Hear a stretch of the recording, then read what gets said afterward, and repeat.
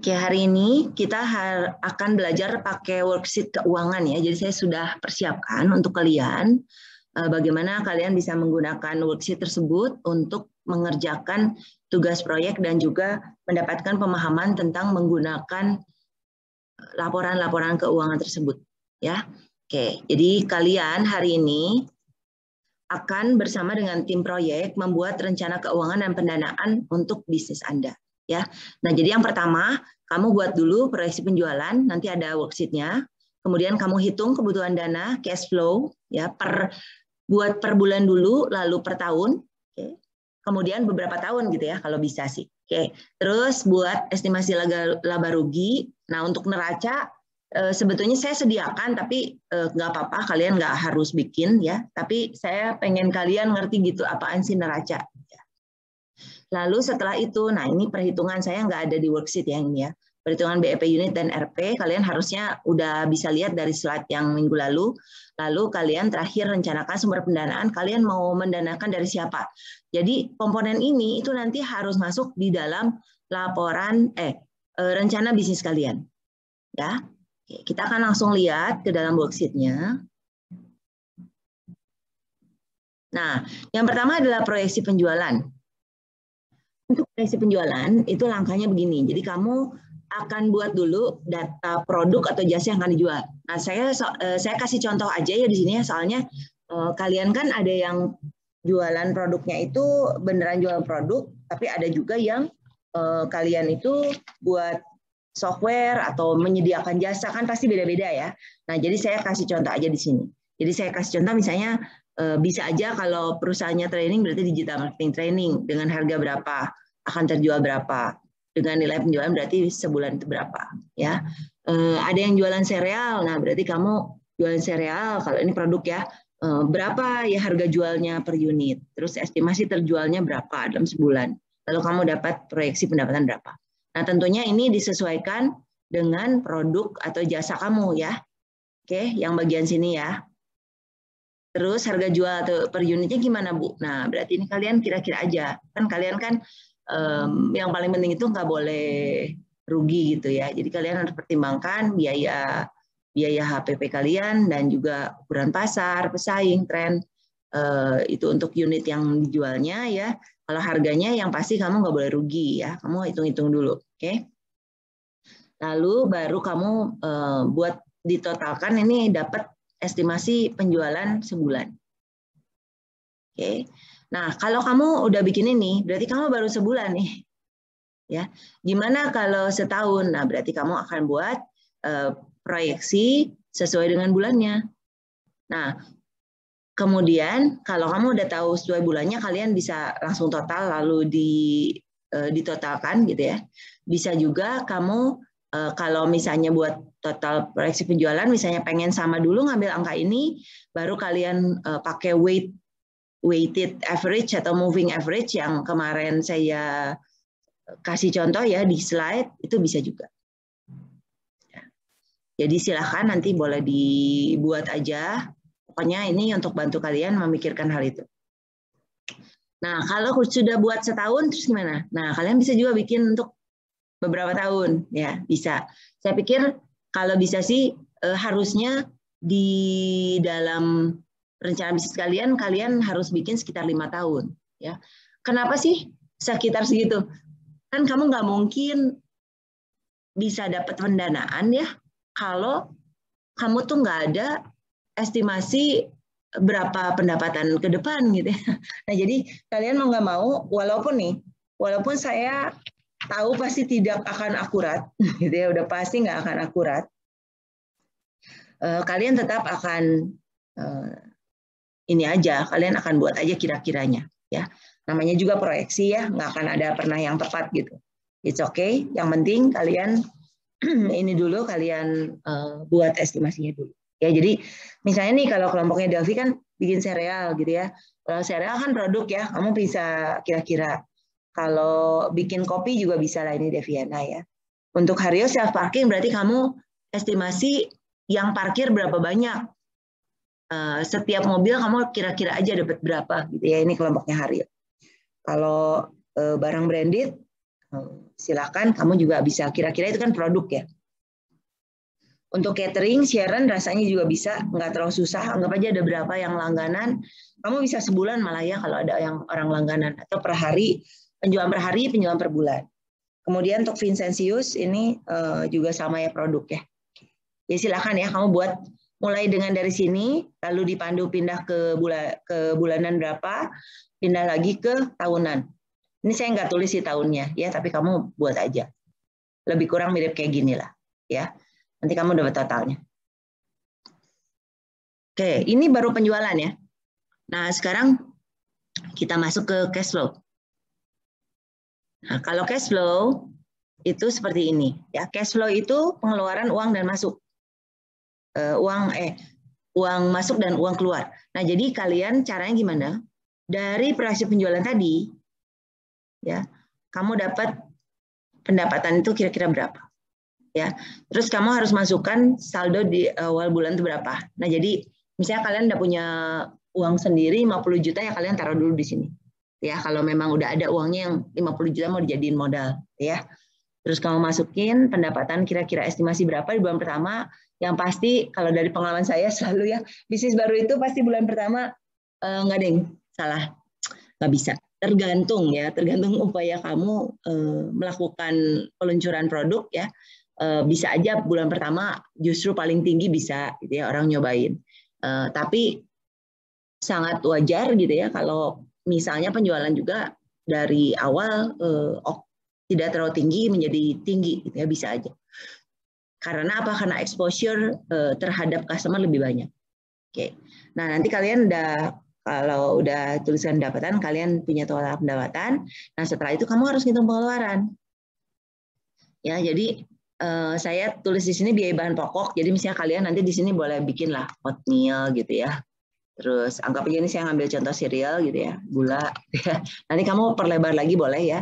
Ini saya buat gini supaya kalian bisa mikirin biaya bahan pokok itu apa aja. Ya, bisa ya. Bisa seperti itu detailnya. Terus kamu juga masukin upah pekerja. Upah pekerja itu berarti yang benar-benar memproduksi si bahan pokok itu. Ya, kenapa ini dipisahkan? Karena sebetulnya ini totalnya menjadi yang di atas ini itu akan menjadi biaya bahan pokok. HPP, harga pokok penjualan. Biaya pokok penjualan. Ya, ini semua. Oke. Nah, kalau udah itu baru kita masukin biaya operasional dan administrasi. Yaitu apa? Gaji karyawan admin, biaya marketing promo, listrik, telepon, air, internet, sewa bangunan. Ini tuh saya tulis aja yang paling lazim ya. Jadi kalian masih mungkin harus nambahin lagi sih kalau memang ada biaya lain gitu ya. Yang pasti ini adalah untuk beroperasi. Biaya operasi, alat tulis kantor, komisi penjualan, Aktiva, BPJS, asuransi kesehatan, ini saya udah tulisin ya. Ini BPJS yang biasa berlaku. Ini asumsi kalau kalian karyawannya banyak. Mungkin kalau kalian tidak terlalu banyak, mungkin nggak akan bayar begini sih, ya. Ya, sama skala perusahaannya seperti apa. Nanti kalian akan dapat total pengeluaran, kemudian bisa ngitung kurang lebih kas. Ini saya udah buatin rumus dari pendapatan minus pengeluaran, kemudian saldo akhir bulan adalah saldo awal ya dengan pengeluaran dan sebetulnya dengan kurang lebih kas ya. Nah, jadi nanti kalian akan dapat 12 bulan ini. Kira-kira berapa? Nah, proyeksi cash flow tahunan kalian bisa totalkan secara setahun itu berapa ya. Jadi kalian untuk awal bulannya awal tahunnya bisa sama dengan ini yang saya birukan ya. Yang saya hijaukan di sini ya. Kemudian kalian totalin selama setahun total pengeluarannya berapa ya, ini total setahun. Sorry, ini ternyata saya ada yang kurang.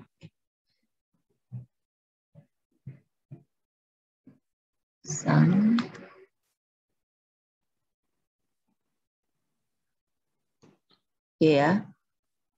Nah, jadi kalau bikin setahun, ya berarti kalian tinggal bikin aja tahun ke-1, tahun kedua, tahun ketiga ya.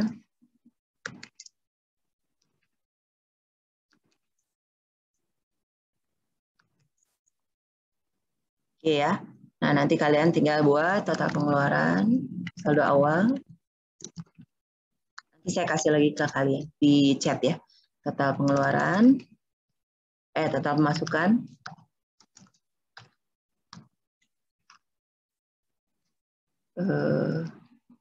Kurang lebih kas. Ini sama aja kayak yang di atas ya, cuman sudah setahun. Gitu ya. Jadi ini harusnya sama dengan si hijau yang ini di atas. Ya. Kemudian yang ini sama dengan ini. Sorry. Ini harusnya sigma.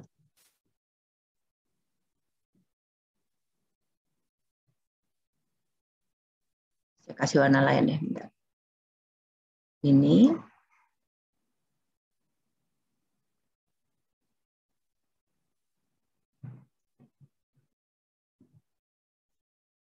Ya. Jadi ini sama dengan ini. Ini sama dengan ini. Sama dengan ini. Jadi saldo akhirnya kita hitung lagi, ditambah, langsung aja deh kurang lebih kas ya. Jadi ini kalian tinggal kopas. Lalu ini menjadi ini. Oke, lebih kurang seperti ini ya. Jadi nanti ini biasanya yang ditampilkan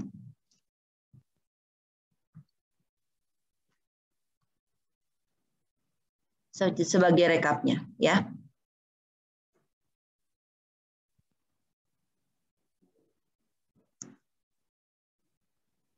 Oke, sebenarnya saya jadi baru ingat ya, saya tuh kurang satu lagi untuk total modal awal ya. Tapi total modal awal sekalian udah bikin juga kali ya. Waktu itu udah pernah ngira-ngira. Ya udah nggak apa-apa. Ini aja. Oke, ini yang cash flow ya. Jadi nanti cash flow kamu ini bisa diganti-ganti, terserah ya. Ini kan saya cuma kira-kira aja, apa aja yang mungkin kalian akan butuhkan ya.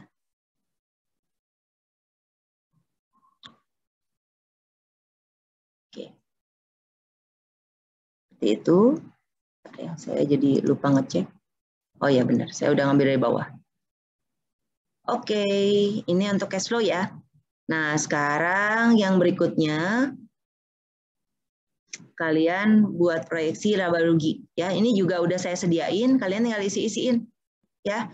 Jadi ini hati-hati, ini mah setahun nih. 1 Januari kalau laba rugi itu biasanya setahun ya. Jadi kalian udah dapat nih angka penjualan dari sini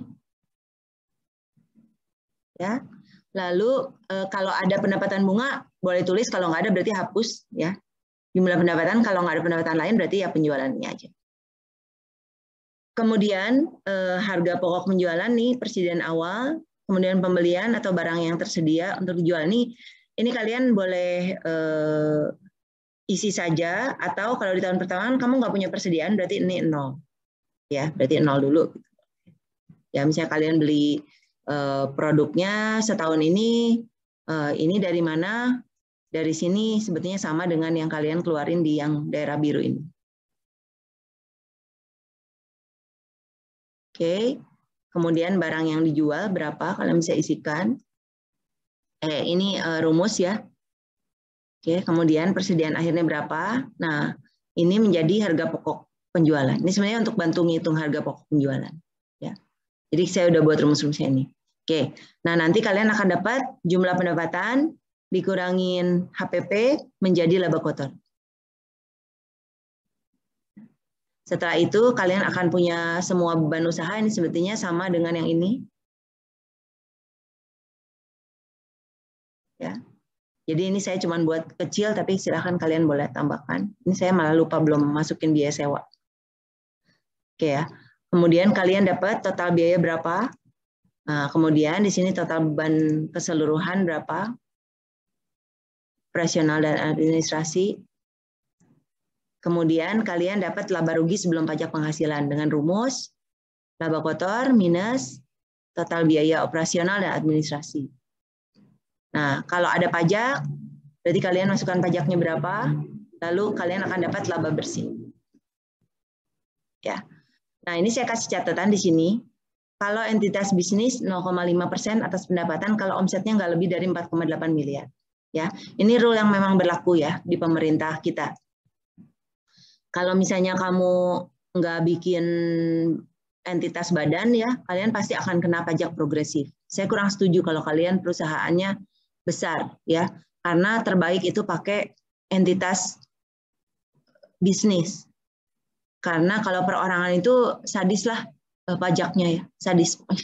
Jadi saya kalau misalnya nggak kelaporin sih ya oke lah ya, tapi kalau sekarang kan pemerintah sebenarnya bisa akses akun rekening kita. Ya, jadi kalau misalnya kita ada melakukan sesuatu terlalu besar biasanya akan kedeteksi. Ya, tapi kalau misalnya kalian merasa nggak akan kedeteksi ya udah gitu ya. Cuman saya sih tetap merekomendasikan lebih baik minimum bikin entitas bisnis CV gitu ya. CV itu kan kalian bisa dengan ortu gitu ya, gimana? Nah, supaya pajaknya kecil. Ya, lihat aja bandinginnya ya. Dari awal aja udah setelah PKP ya, setelah PKP nih, setelah PTKP penghasilan tidak kena pajak ya. Ini saya jadi salah nulis nih, PTKP.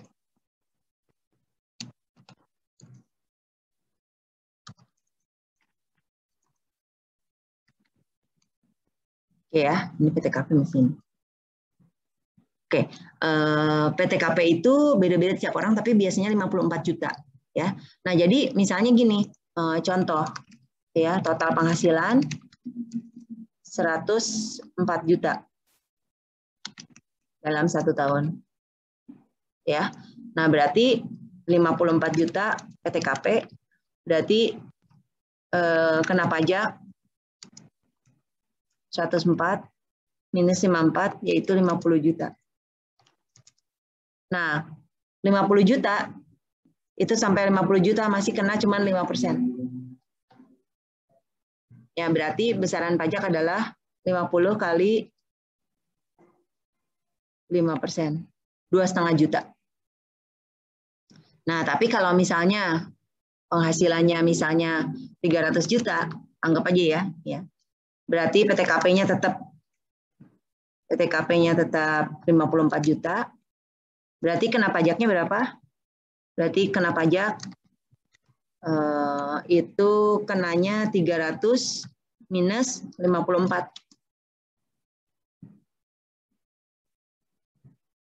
246. Nah, berhubung kamu 246, kamu akan kena progresif. Ya.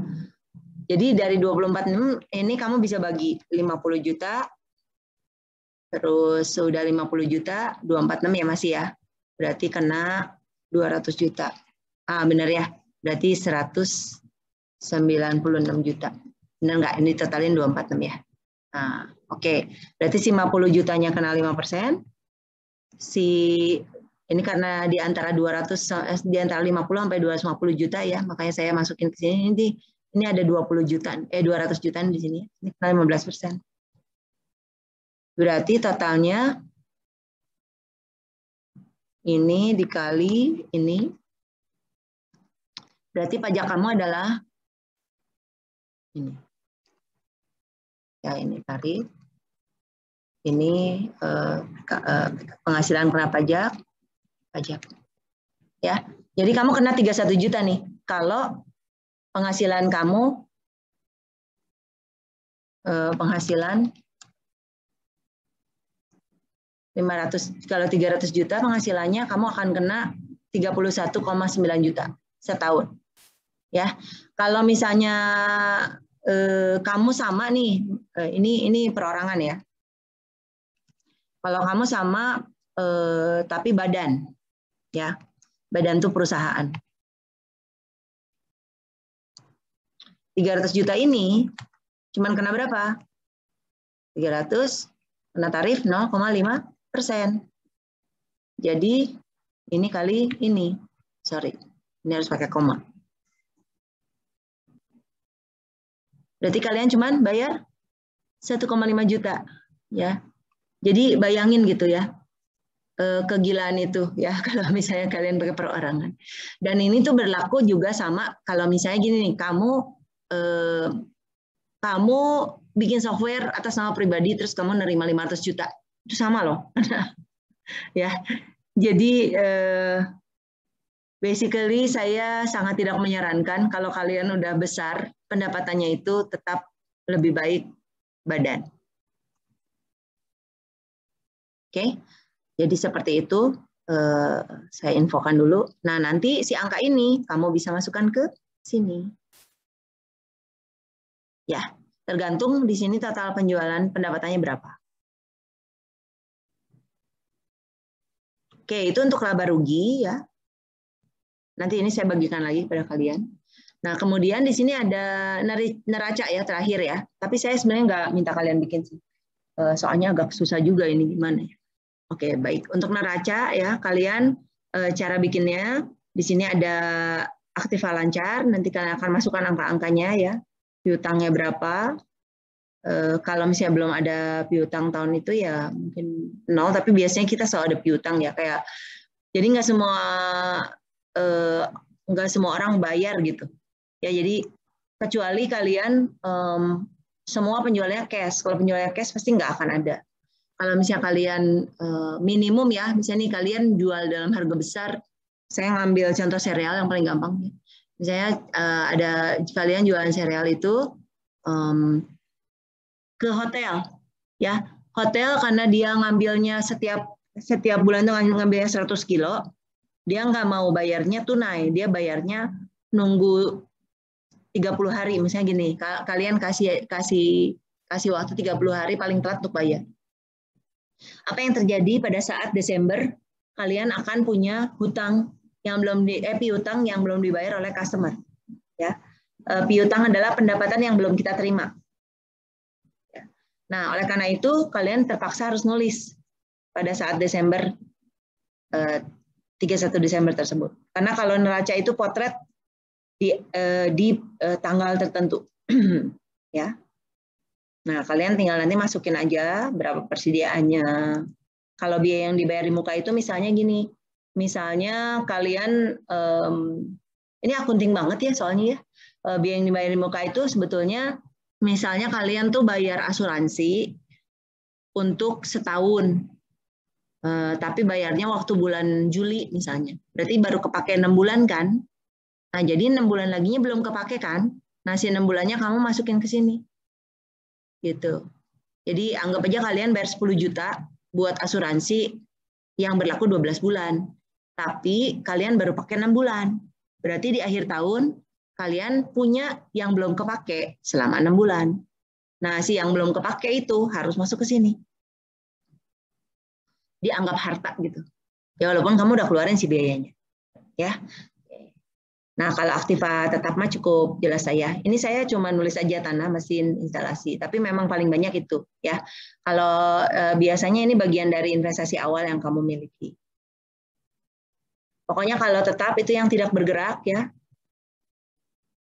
Kalau aktiva lancar, ini adalah yang cepat pergerakannya. Ya, mungkin kayak kas itu kan keluar masuk terus ya. Nah, nanti kalian akan dapat total aktiva lancar berapa, aktiva tetap berapa. Terus kalau aktiva tetap itu biasanya ada penyusutan, ya. Penyusutan nilainya berkurang berapa dalam setahun. Nah, ini nanti angkanya biasanya, ini sebenarnya harus dihitung khusus ya. Oke. Kalau udah nanti total aktiva tetap kurangi akumulasi, kurangi jadi dapat nilai buku. Nah, untuk akumulasi ini sebetulnya bisa, aku mungkin kasih catatannya di sini ya. Penyusutan, kita ada straight line, itu berarti nilai pembelian aktiva tetap dibagi jumlah umur ekonomis, jadi ada penyusutan per tahun. Anggap aja contoh, misalnya kita beli mesin, ini si Haryo ya, mesin self parking misalnya. Ya, mesin self parking itu sesuai perhitungan umurnya bisa 10 tahun, 15 tahun lah. Misalnya nih ya. Nanti kalau udah 15 tahun pasti harus dibetulin gitu atau ganti baru. Anggap aja ya. waktu beli dia beli 300 juta. Oke, berarti berapa penyusutannya per tahun? Segini.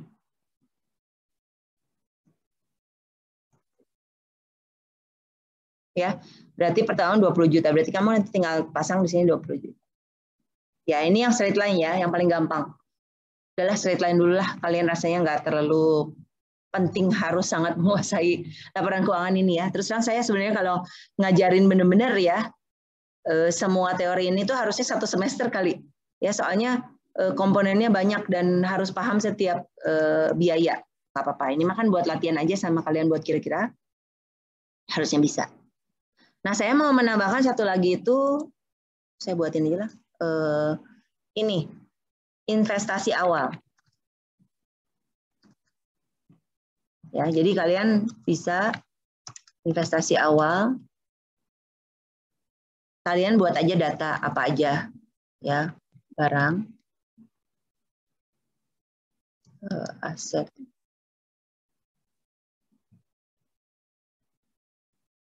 Kalian harus buat di sini ya, biaya. Ya, jadi boleh ya, yang termasuk ini misalnya mesin,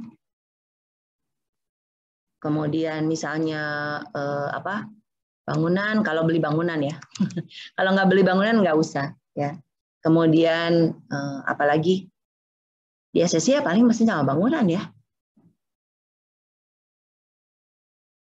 Renovasi lah boleh ya. Kalau renovasi tapi sebenarnya agak dipisahin biasanya. Tapi saya biasanya masukin sih masukin ke sini sih ya, di renovasi. Dianggap itu investasi awal saya. Ya, soalnya kenapa gede loh. Saya udah ngalamin lihat biaya renovasi kadang-kadang sakit kepala ya. Tapi mau nggak mau harus dikerjakan. Mungkin ini agak terpisah sih. Namanya investasi awal. Oke ya. Tapi memang benar cuman ini sih. Mungkin kalian ada kendaraan. Ya. Renovasi bangunan sebenarnya bisa banget ini, interior ya. Oh, furniture.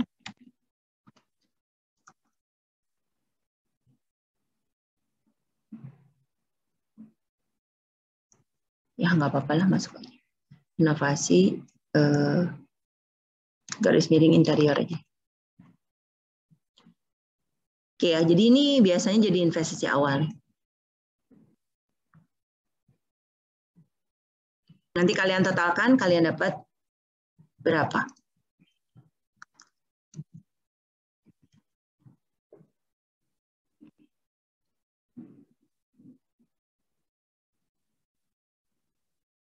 Oke, ini kurang lebih lah ya. Baik, nah sekarang saya pengen kalian masuk ke dalam kelompok masing-masing, lalu bikin buat yang usaha kalian, ya. Jadi nanti saya standby, kalian boleh panggil saya, tapi mungkin giliran kali ya. Saya akan masuk juga ke ruangan-ruangan, memastikan kalian paham gimana cara ngisinya, ya. Dan gini loh, dari bahasanya aja udah proyeksi, ya. Jadi proyeksi itu semuanya perkiraan saja. Oke, kalau misalnya nanti kalian udah berjalan 1 tahun gitu ya, sebulan juga udah bisa sih. Berapa realnya? Nah, nanti kalau kalian udah tahu realnya, kalian akan buat, kalian harus revisi ulang si proyeksi ini supaya lebih nyata. Oke, seperti itu ya. Nanti saya akan masuk ke ruangan, jadi bisa